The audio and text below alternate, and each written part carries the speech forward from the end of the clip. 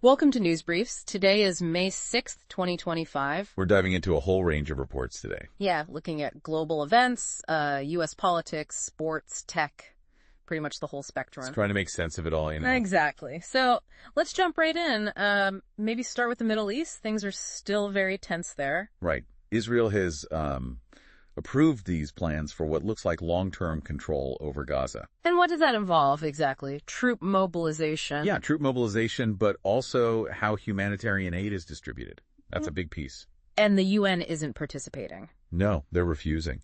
It seems to be because of the plan to use, like private security firms and facial recognition technology. And there are still accusations flying back and forth with Hamas. Oh, definitely. And just the sheer volume of aid needed is, well, it's overwhelming. Okay. And the U.S., what's the official line?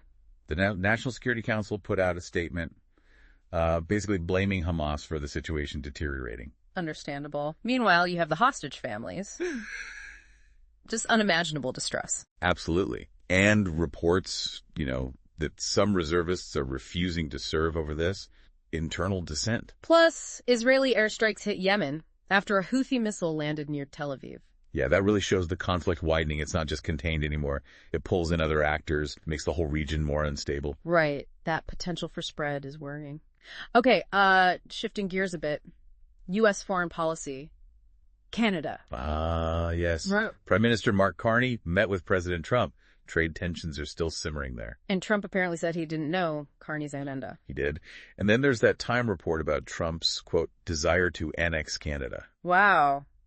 That's quite a headline. It is. Whether it's serious or just rhetoric, it definitely stirs the pot with a major ally. Very unconventional. And with Mexico, President Sheinbaum seems to be trying to avoid a direct clash. Yeah, despite Trump making some pretty pointed claims about her and the cartels, she seems to be playing it cautiously. Probably smart, pragmatically speaking. Okay. On another front, the administration is really talking up the release of Americans detained overseas. Right. They're citing 47 people released, naming names like Ksenia Carolina, Mark Fogel. Trump even met with Carolina. So projecting strength and success on that front for the domestic audience. Seems like it. It fits that pattern of, transactional diplomacy mixed with a kind of aggressive posture. Gotcha. Okay, globally. China and the EU hit a milestone. Yeah, 50 years of diplomatic ties. Trade has grown massively. Lots of talk about mutual respect from China's side. High-level talks planned. But at the same time, you have Taiwan really worried about energy security. Definitely. Those Chinese military drills. Yeah. And Taiwan relies so heavily on imported liquefied natural gas, LNG. A blockade would be devastating for them. Hugely. So they're debating energy reserves, renewables, even nuclear again. They have that target, right? 20% renewables by the end of this year. A tough spot. And Moscow airport's still closed. Second day in a row, yeah, after another Ukrainian drone attack. Shows the war's reach. Okay, let's circle back to the U.S. domestic scene. Lots happening there, too. Always. Time magazine had that big piece, Inside the First 100 Days. Right, mentioning Trump's plan to reopen Alcatraz. Yeah, the AI-generated picture of him as the Pope, the Canada annexation talk again. Yeah. His views on the Constitution. It's a lot. High visibility stuff, alongside promoting the release of those detained Americans we mentioned. But then you also hear reports about budget cuts potentially hitting, like homelessness and housing services. And that offer, $1,000 for undocumented immigrants to self-deport using an app. Yeah, the CBP Home app. They're framing it as saving money compared to forced deportation. Very controversial. Also seeing reports about research funds being withheld from Harvard. Yes, drawing criticism. And an executive order to speed up pharmaceutical manufacturing by cutting some regulations. So kind of a mix of these headline-grabbing moves and maybe more conventional policy goals, but often with a political edge to funding and rules. That seems like a fair assessment, a very politicized approach. And within the military, a big shakeup ordered. Yeah. Defense Secretary Hegseth wants to significantly cut the number of top brass generals, admirals, citing redundancy. That could have major ripple effects. For sure. Yeah.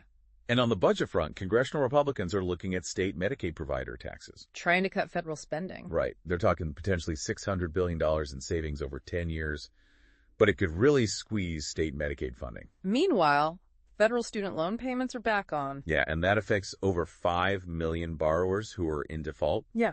That's going to bite for a lot of people. We're seeing some public pushback too, right? Like that town hall disruption. Yeah, Representative Mike Lawler's meeting People asking tough questions about Trump's policies. And the University of Washington, students occupying a building. Right, a Boeing-funded building. Protesting military contracts linked to Gaza led to arrests, over 25, I think. So definitely signs of public discontent and activism. And you even have figures like Charles Koch speaking out, criticizing the disorder, calling for free markets, implicitly hitting at protectionist trade policies. He just got the Milton Friedman Prize. Interesting. A split even among conservatives. What about the Pulitzers? Just announced. The Washington Post won for covering the attempted assassination of Trump. And Ann Tilnes, she used to be at the Post, right? Yeah, she won for illustrated reporting. Yeah. Apparently, after the Post declined to run one of her cartoons criticizing tech leaders and Trump. And the New York Times did well, too. 4 Pulitzers for them. Time magazine also had some interesting pieces. Yeah, notable voices looked at U.S. fear of the other and how AI might make job searching harder. And that report saying voters blame Trump for the economy. Yes, that perception is definitely out there. It all points to this really divided public discourse. Traditional conservatives versus Trump, media grappling with misinformation, AI anxiety, economic uncertainty. It's a messy picture. Let's talk immigration specifically for a moment. That tragic incident off California. Yeah, near La Chola. A capsized panga, a small boat, believed to have up to 18 migrants. Fatalities reported, people hospitalized, some still missing. Just awful. Highlights the dangers of that route. Absolutely. Maritime smuggling in Southern California waters. It's incredibly risky. And we mentioned the administration's $1,000 self-deportation offer through the app. Right. Presented as cost saving. But there's also a counter development. A federal judge ordered the administration to admit around 12,000 refugees. Refugees whose travel was already approved before the program was suspended. Exactly. So you see this push and pull. Tough enforcement, unconventional ideas like the app payment, but also legal challenges pushing back. And Arizona's governor is walking a line, supporting border security, but against inhumane practices. Seems so. And you still hear these terrible stories. A pregnant migrant lost in the desert, families detained without communication. A deportation in Tennessee right after someone gave birth. Yes, and UN experts even weighed in, saying some deportations to El Salvador under this administration violate international law. It's a really fraught area. Okay, let's shift to the economy and markets. What's the mood? A bit jittery, it seems. Global stocks mostly fell after that nice 9-day run on Wall Street ended. Europe down. U.S. futures. Europe was mostly down. DAX, CAC 40, FTSE 100 was flat. U.S. futures were pointing lower, too. But China was up after their holiday week. Yeah, Chinese markets gained. But there was this services sector survey showing a low point, excluding the pandemic, blamed partly on the U.S. trade war. So, mixed signals from China. Tourism revenue was up, though. Significantly, yes. But the overall picture is complicated by that trade war. And inflation fears are back because of tariffs. That seems to be the worry. Trump's tariff policies, the ongoing trade spat, it's overshadowing the upcoming Fed meeting, which was expected to be pretty stable. Plus, the U.S. economy actually shrank slightly in Q1. Yeah, by 0.3%. First drop in 3 years. Yeah. Not a huge number, but directionally, it's a concern. Oil prices up, treasury yields creeping up, dollar down against the yen. Right. And as we said, Time reporting voters are pinning the economy's state on Trump. So market nervousness makes sense. We're hearing concrete impacts on companies too, right? Yeah. Ford, GM. Yeah, Ford expects tariffs to hit them for, $1.5 billion. GM cut forecasts earlier for the same reason. It connects back to that dip in China's services sector, too. The trade war ripples through. Okay, some specific company news. Skechers. Being sold, looks like, to 3G Capital. Around $9.4 billion. Big potential payday for the founder, Robert Greenberg. And management staying. CEO and executives are expected to stay on. The stock jumped like 25%. And a huge announcement from Berkshire Hathaway. Yeah, Warren Buffett says he'll step down as CEO by late 2025 or early 2026. Greg Abel is tapped to take over. Buffett staying as chairman, though. Yes. Stock dipped a bit on the news. Abel seen as maybe more hands-on. End of an era, really. Definitely. What about music? Intercept Music. They secured $50 million in private equity, looking to buy up music catalogs in the U.S. and Latin America. Plan is to use tech to boost revenue. Interesting. And Trump floated a tariff on movies. A 100% tariff on films produced outside the U.S. It's unclear how that would even work, legally or practically, given global production. National security was the cited reason. Huh. Okay. And the Time 100 list came out? Yep. Includes people like Snoop Dogg, Serena Williams, Demi Moore, Coleman Domingo. A real mix. It always is. Okay, let's move into tech and science. AI is everywhere. Pretty much. Raytheon demonstrated its AI system Astarte for managing airspace. Looks successful. Time had pieces on using ChatGPT effectively. Yeah. And maybe AI making job searches harder. Yeah, that's the flip side, right? The anxiety about job impact. And Brazil potentially becoming an AI superpower through clean energy. Right. Major tech companies investing in data centers there because of Brazil's clean energy potential. Interesting link between infrastructure and AI dominance. And in biotech, RNA editing. Ascidian Therapeutics formed a scientific advisory board. They're working on RNA exon editing. The idea is to rewrite RNA precisely using the body's own splicing machinery. Without messing with the DNA. Exactly. No foreign enzymes, less risk to the genome. They actually have the first RNA exon editor in clinical trials already. Big names on their advisory board. Sounds promising. What else from Time's Future of Work? Lessons from 5 years of flexible work, an exit interview with Spotify's Chief Human Resources Officer, and an article called Goodbye to Skype. The workplace keeps changing. Tech drives so much of it. For sure.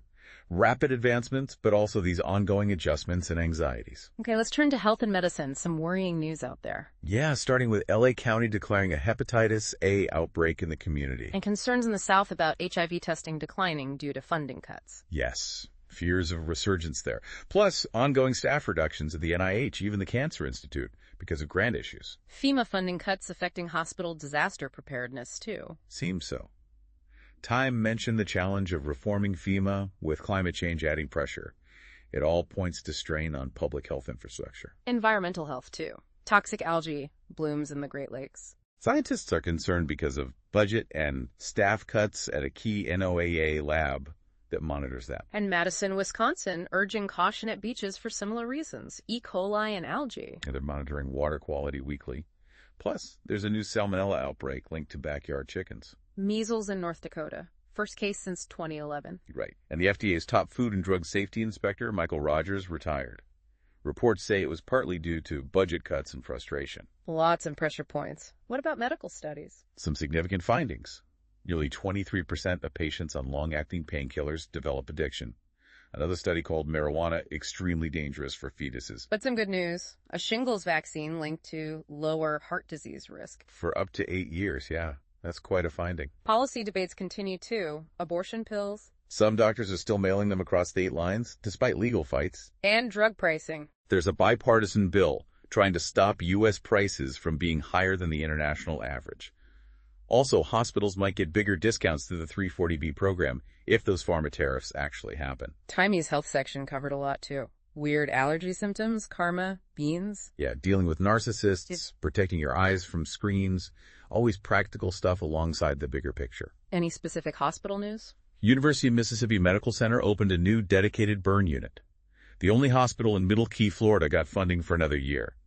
And LabCorp is acquiring some testing assets from Insight Diagnostics. So, cuts and strains, but also research progress, policy battles, and some local developments. Busy sector. Always. Okay, let's switch to sports. Lots going on. Combat sports first. Boxing. Canelo Alvarez beat William Skull. Unanimous decision, kept his undisputed super middleweight title. Fight wasn't exactly thrilling, apparently. But he's got a big fight coming up. Huge. Terrence Crawford. September 12th in Vegas. Undisputed glory on the line, part of a deal with Riyadh Season. And his manager thinks he'll be boxing's first billionaire. By 2026, yeah. In net worth. Big prediction. UFC Des Moines results. Corey Sandhagen, TKO Davison Figueiredo knee injury stopped it. Sandhagen's closer to a bantamweight title shot. Figueiredo might fight Henry Cejudo next. Any other UFC buzz? Matez Gamrot called out Benoit Saint-Denis for supposedly turning down a short notice fight. Sandhagen said he's open to a rematch with Peter Yan. And Bilal Muhammad chimed in about Machado Gary being a backup for UFC 315. Got it. Motorsports. F1 Miami Grand Prix. Yep. Max Verstappen won the first 2 Miami races. Lando Norris won last year. Heat and tire wear could favor McLaren again. Oscar Piastri won the last race, right? Saudi Arabia. He did, yeah. And Piastri actually leads the standings now because Verstappen got a penalty. McLaren's way ahead of Mercedes in the constructors, too. They're letting Piastri and Norris race each other. Seems like it. McLaren says they plan to let them race. Could be exciting. Why does Verstappen keep getting pole position if the McLaren seems faster sometimes? Good question. Analysts point to Verstappen's incredible tire management, his experience, maybe Red Bull's qualifying setup versus the McLaren's specific strengths. It's complex. And Norris and Piastri just got a 1-2 for McLaren in the actual Miami GP race. That's right. Big result for them. Yeah. Though Leclerc crashed before the sprint race started due to rain. Ouch. Lewis Hamilton standing by his radio comments. Yep. And some engine news. FIA approved GM's plans for F1 engines starting in 2029. Okay, team sports. Champions League soccer. Big semifinal second leg. Inter Milan versus Barcelona. First leg was a wild 3-3 draw. Key players back. Lautaro Martinez for Inter, yeah. Lewandowski probably on the bench for Barca. Inter strong at home, but Barca wants that final. Odds point to another high-scoring game. Other soccer on. FIFA Beach, Soccer World Cup, U.S. Open Cup, Canadian Championship. Lots happening. NBA playoffs. Eastern Semis Game 2, Indiana at Cleveland, West Semis Game 1, Golden State at Minnesota. What happened Monday? Knicks upset the Celtics in OT, and the Nuggets beat the Thunder. Coach of the year. Kenny Atkinson of the Cavaliers. Greg Popovich has a new role with the Spurs, too. And some talk about the Lakers needing to move on from LeBron James. Ooh, controversial. NHL playoffs. Eastern Semis Game 1. Carolina at Washington. West Semis Game 1. Edmonton at Vegas. Monday saw the Maple Leafs beat the Panthers. Baseball? Anything, Meg? Padres at Yankees is a key matchup. Mets at Arizona or Blue Jays at Angels, also on TV. Monday, the Padres beat the Yankees after ejections. Other scores, too. College sports. Still going? Oh, yeah. College baseball. Vanderbilt at Louisville. Yeah. Golf. PGA Works Collegiate Championship. Softball. SEC tournament starting. And Ole Miss guard Sean Padula got invited to the NBA G League Elite Camp. Wow. Okay, and there's a whole raft of other international events happening, too. Tons. Beach Soccer World Cup, World Surf League, Women's Cycling, Volta España, U17 Soccer Champs Shooting, Tennis in Rome, Archery, Badminton, Curling, Chess, Weightlifting. It's a busy time globally. Never a dull moment in sports. You never. All right, let's shift to culture and entertainment. The Met Gala just happened. Yes. Theme was super fine. Tailoring black style, inspired by black dandyism. Co-chairs were Colin Domingo, Lewis Hamilton, A.P. Rocky, Pharrell Williams. Best looks. Time highlighted Coleman Domingo and Lewis Hamilton. Josephine Baker's style was a big influence. Shah Rukh Khan made his debut. And Rihanna. Announced her pregnancy there. Big Correct. surprise. Washington Post covered the tribute to black fashion and Rihanna's news, too. Any notable absences? Yeah, Blake Lively and Ryan Reynolds, Taylor Swift and Travis Kelce, Justin Bieber, Timothy Chalamet, the Clooneys, Selena Gomez and Benny Blanco. Quite a few regulars skipped it. But plenty of celebrity couples did attend. It's always a huge cultural moment. Definitely. And Time released its Time 100 list for 2025, as we mentioned, with Snoop, Demi Moore, Serena, Coleman Domingo. Reflects diverse kinds of influence. Any big movies coming out? Listings for May and June look packed. And we already mentioned Intercept Music getting that $50 million to buy music catalogs. Content keeps rolling. Always something new to watch or listen to. Okay, let's zoom in on some local news, specifically Madison and Stoughton, Wisconsin. All right. In Madison, the Mosaic Ridge Affordable Housing Project finished its final homes. Used that community land trust model for long-term affordability. Good news. But also reports, as we said earlier, about Trump budget cuts may be impacting local homelessness services. Yeah, that local connection to federal policy. Also, Madison officials urging beach caution due to E. coli and algae risks. They're doing weekly water tests. UW-Madison police blotter had the usual mix: graffiti, theft. Pretty standard stuff. Graffiti, theft, well-being checks, identity theft. Also a suspected abuse report where camera footage was negative, and copper theft from a donation bin. Local news outlets covering meetings, bike paths, PFAS testing. Yep. News 3, now in Forward Lookout mentioned those, plus an Occupy Madison plant sale, a pause in a Beloit program, a story about a Wisconsin woman found after decades. Governor Evers visited a food pantry back in March, too. And Stoughton. What's happening there? Community events like a memory cafe, AARP driver course, story times for kids and babies, teen space, a graphic novel book club. Health news, too. Stoughton Health was named a best place to work. They have upcoming community wellness screenings and a fundraiser selling Poppy t-shirts for the local VFW. So lots of community activity, focus on housing, public health concerns, supporting veterans. A real slice of local life. Exactly. Okay, let's wrap up with a look back. This day in history, May 6th. What stands out? Well, 1840, Britain's penny black stamp became valid. Huge for communication. Revolutionary, really, making postage affordable and standardized. 1937 was the Hindenburg disaster in New Jersey, a horrific, very visual tragedy. Yeah, that footage is unforgettable, a reminder of technology's risks. 1940, Steinbeck won the Pulitzer for The Grapes of Wrath. a defining novel of the Depression era. Speaking of which, the WPA was created by FDR on this day in 1935. Right, the Works Progress Administration, massive public works program. And a huge athletic achievement. 1954, Roger Bannister ran the first sub-4-minute mile. Broke a huge psychological barrier in sports. Absolutely. Other notable May 6, West Germany joined NATO in 55. The Channel Tunnel opened in 94. Paula Jones accused Bill Clinton in 94 as well. And the final episode of Friends aired in 2004. Well, Friends. End of a pop culture era for sure. And in 2013, those 3 women missing for years were rescued in Cleveland. A truly incredible story of survival. So a day marked by innovation, tragedy, achievement, and cultural moments. Real mix. And today, May 6th, is also a day for recognition. Right. National Teacher Appreciation Day. National Foster Care Day. National Nurses Day. And National Crepe Suzette Day. National Beverage Day, too. Well, definitely important to acknowledge teachers, foster families, and nurses today, essential people. Absolutely. So that's a wrap on our deep dive through the news for May 6th, 2025. Covered a lot of ground, from global hotspots to local happenings. Hope it gave you a useful snapshot of what's going on. Join us next time for another look around. Farewell for now.